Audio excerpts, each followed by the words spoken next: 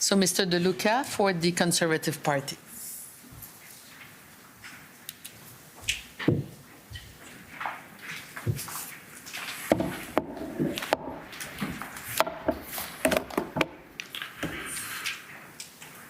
Good afternoon, Prime Minister. Am I correct that you have top-level security clearance in government by virtue of your office? Yes. Do you know which minister is responsible for the communications security establishment, sir? Yes. Minister of Defense? Yes. Do you know Ms. Zita Astravas, sir? Yes. She worked on each of your Liberal Party election campaigns in 2015, 2019, and 2021, correct? I believe so, yes. And she worked in your PMO office as your Director of Issues Management until 2017, is that correct? That sounds right, yes. Are you aware that she was Chief of Staff to Minister Blair in 2021 in the lead-up to the 2021 election campaign? Yes, that sounds right. And the Commissioner has heard that a politically sensitive warrant application that would have empowered CSIS to investigate foreign interference languished on Ms. Astravas's desk for approximately 54 days in the lead-up to the 2021 election. Are you aware of that fact? I believe there are questions about the dates involved. Does that mean that you disagree with the overall time period of 54 days? Yes. Okay. And how long, in your understanding? My understanding, it was a number of days before it was a number of days within those 54 days before it ever got near Ms. Astravas's desk. Okay. But again, these are things that I have learned over the course of the various testimonies over these past days, not anything I was aware of at the time. Okay. Have you heard the figure 54 days at all in connection with these proceedings? I've heard that you used it yesterday.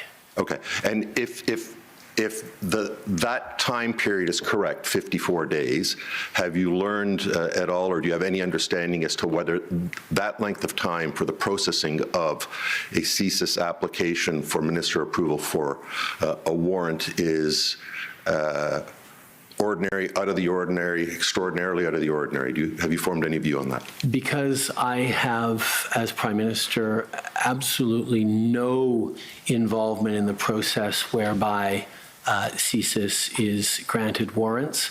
I have no frame to conclude on that. What I can lean on is, I believe the director of CSIS raised that there was no flags about the timelines involved. Okay. Mr. Blair remains in cabinet today, sir? Yes. Okay. And he serves as the Minister of National Defense today, doesn't he? Yes. Okay. Just give me a second.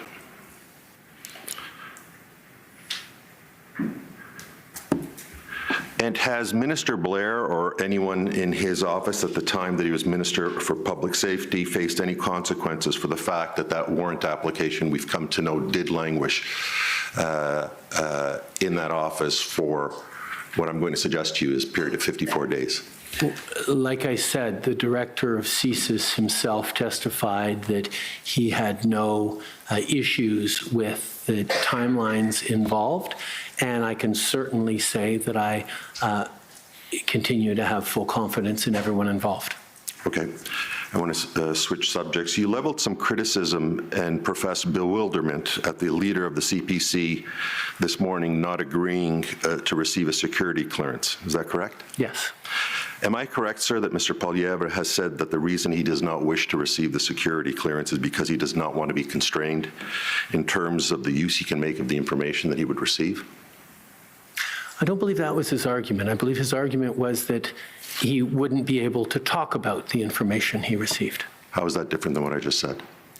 Because as leader of a political party, you have many, many tools at your disposal to act on information you receive. You can choose to not sign the nomination of a candidate who is under a cloud of suspicion.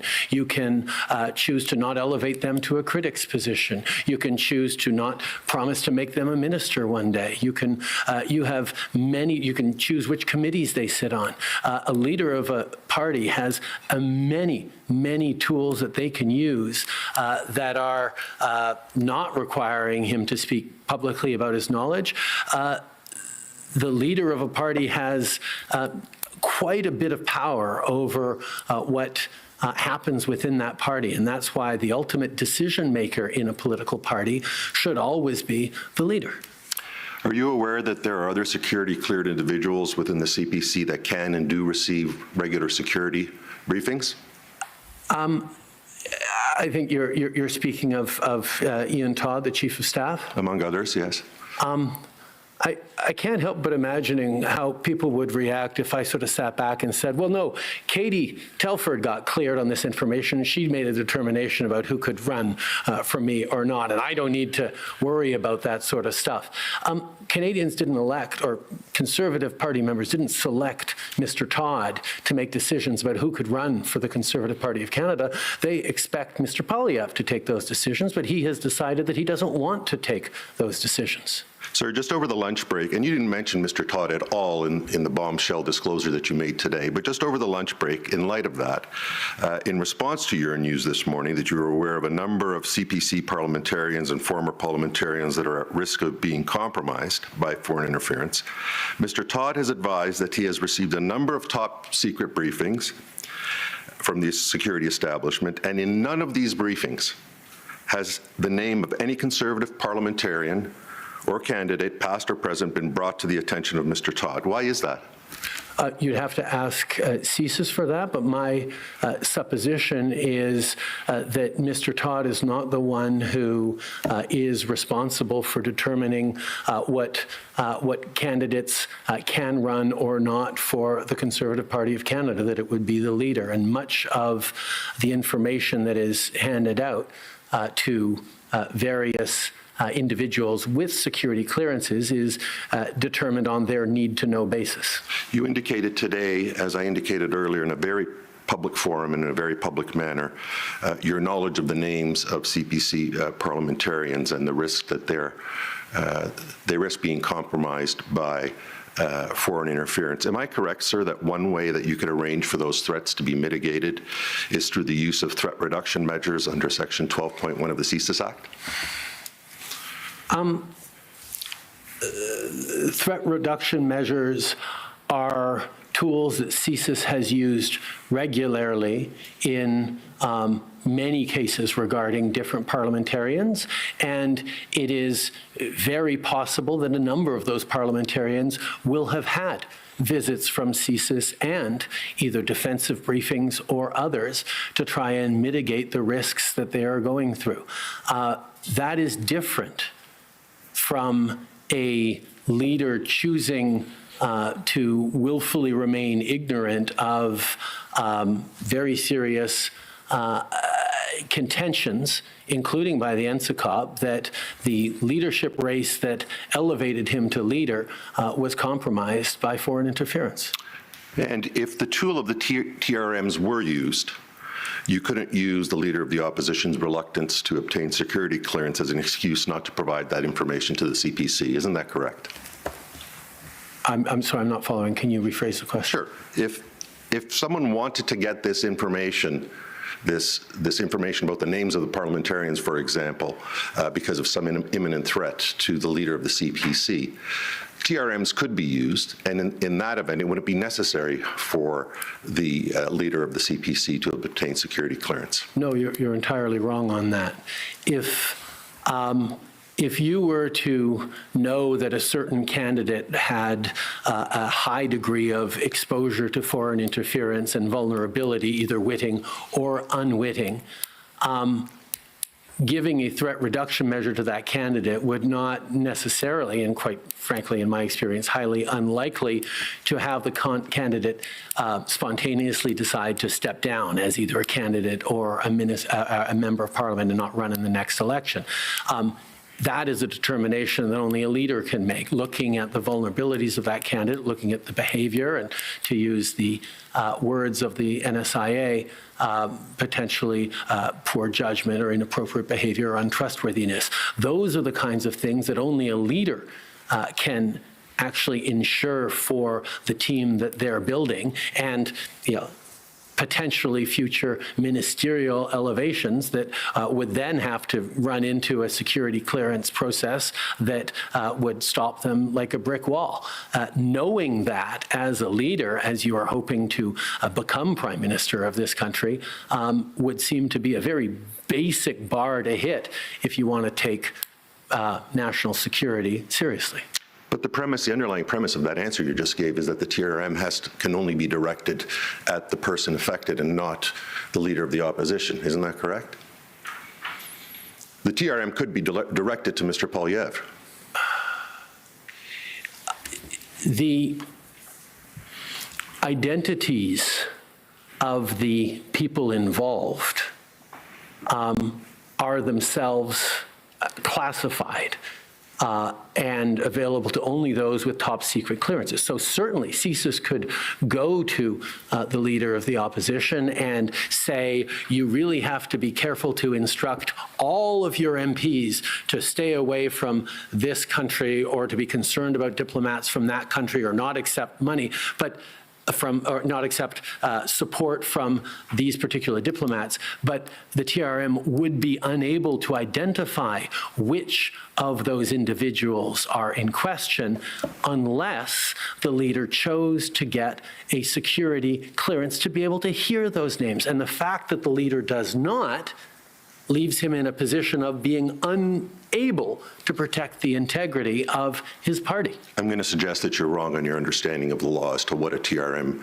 can and can't do and who it can be directed to. And I'm going to suggest that the fact that you leveled this accusation earlier today and didn't mention the possibility of a TRM was just for the purpose of grandstanding here today. On the contrary, threat reduction measures are regularly used to highlight to people potential vulnerabilities. But having watched many, having known a number of parliamentarians who went through TRMs, they often come out of TRMs with a general sense of having to be more careful. But specifics are often not given, and there is no guarantee that a TRM to the leader of the party would include the names of the people most at risk or most engaged in potentially problematic activity. And that's why the refusal of the leader to actually access the intelligence on those names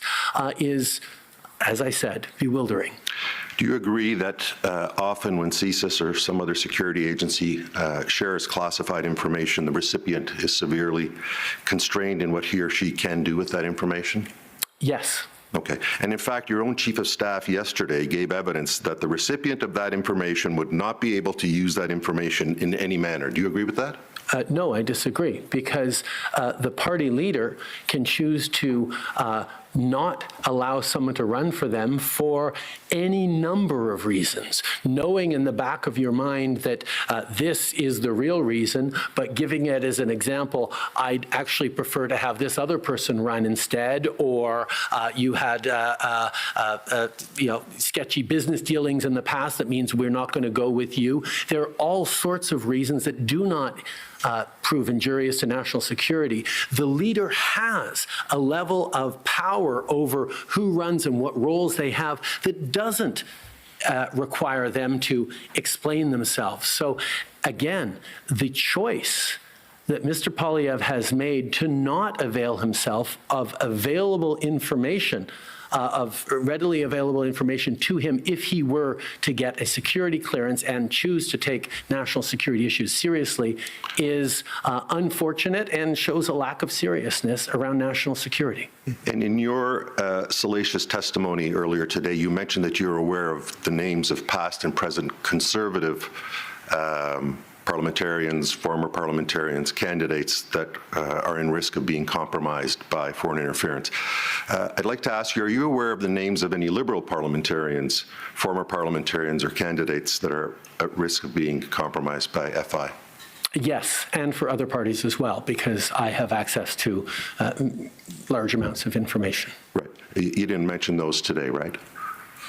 We spent an entire session the last time we had a public hearing talking about concerns and named individuals that CSIS and intelligence agencies had within the Liberal Party. Don Valley North comes to mind as a riding. So as I have said many times, there have been actions taken and choices made based on information we got because I had that security clearance. Right. Mr. Polyev has decided not to get that security clearance, so he can't even know how to begin or not to make decisions regarding that information. Okay, so you've acknowledged Mr. Dong. I want to see if you can help us with, in connection with the warrant application that we were talking about earlier, that I was talking about earlier with you. Can you confirm that either the target of the information or one or more of the individuals on the Van Wienen list were Liberal operatives, sir?